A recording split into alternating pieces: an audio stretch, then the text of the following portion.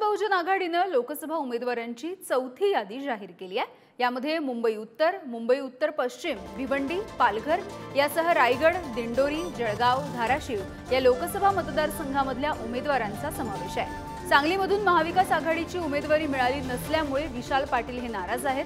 त्यांचे बंधू माजी केंद्रीय राज्यमंत्री प्रतीक पाटील यांनी प्रकाश आंबेडकर यांची भेट घेतली होती।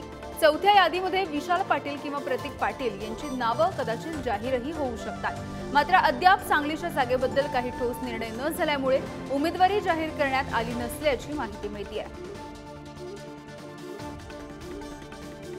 तर आपण बघतोय बीना सिंग मुंबई उत्तर, कुमुदिनी चौहान या रायगडमधून, गुलाब बर्डे हे दिंडोरीमधून, संजीव कुमार कलकोरी हे मुंबई उत्तर पश्चिम मधून यांना उमेदवारी जाहीर करण्यात आली आहे।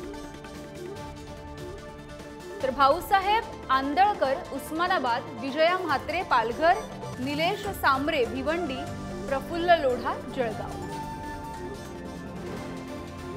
वंचित बहुजन आघाडीची ही चौथी यादी आपण बघतोय।